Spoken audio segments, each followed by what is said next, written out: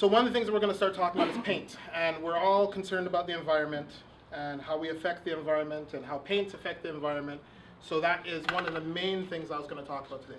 We all hear people talking about zero VOC paint, low VOC paint, you know, eco-friendly paint, but what the heck does it really mean, right? So I guess my first question out to the masses is VOC or zero VOC. What does that mean? Does anybody know?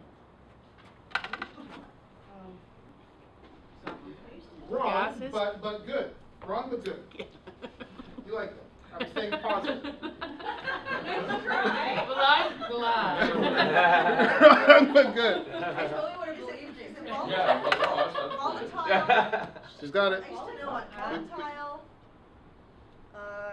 Ding, ding, ding. Oh, Volatile organic compounds. that's it.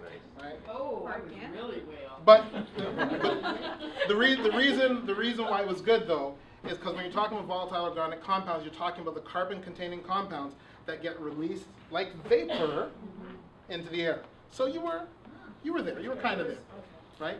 So these carbon-containing compounds, when they get released in the air and actually come into contact with ozone, it turns into a pollutant. So this could cause anything from asthma, cancer, kidney failure, breathing problems, nausea, watery eyes. The list goes on.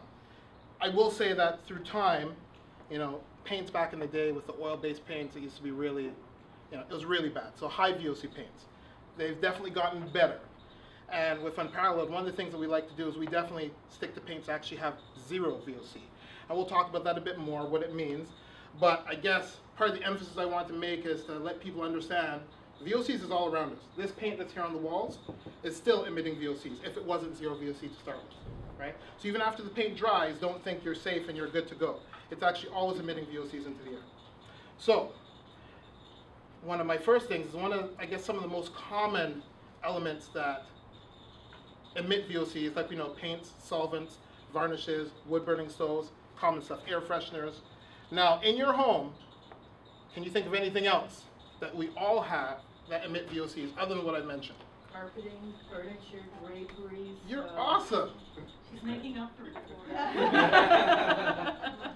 I was awesome before too. I actually thought that would have stumped everybody for sure. Yeah, you're very right. Air fresheners, cosmetics, lipsticks, nail polishes, photocopiers, newspaper. All of these things emit VOCs. Dry cleaning. Dry cleaning, right? Vinyl tiles.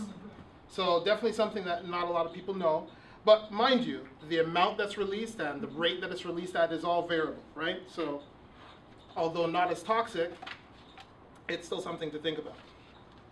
Now, when we're talking about paint that continues to release VOCs, I guess my next question to you is, how long do you think VOCs continue to be released? Because I did say that it continues even after it dries, but when do you think it stops? Never. Never? Okay. Anybody else? Anybody else? I guess I kind of gave that away before.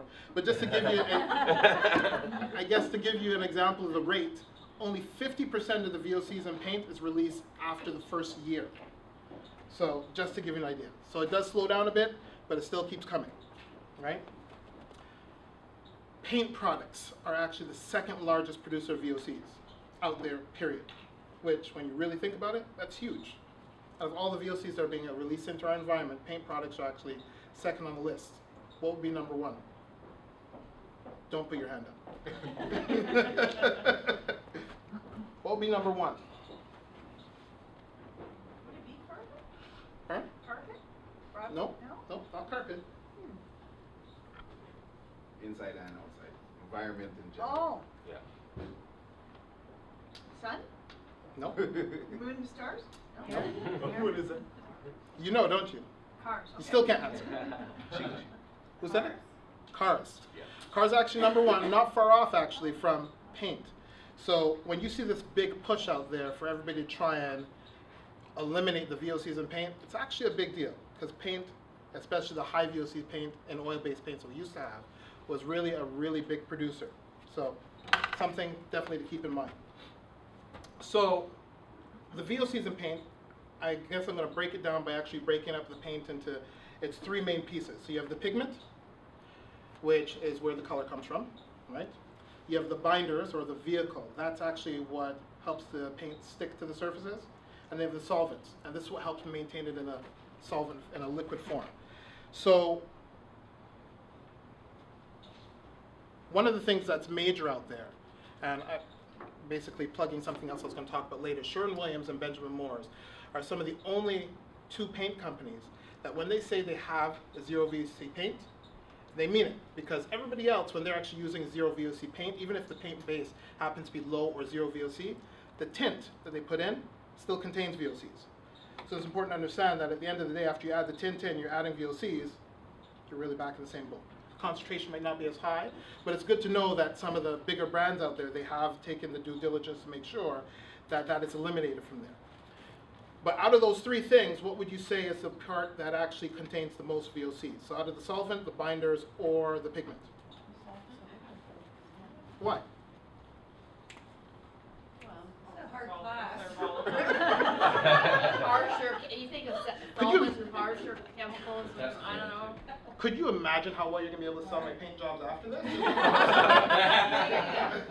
It's awesome. You're going to be able to explain.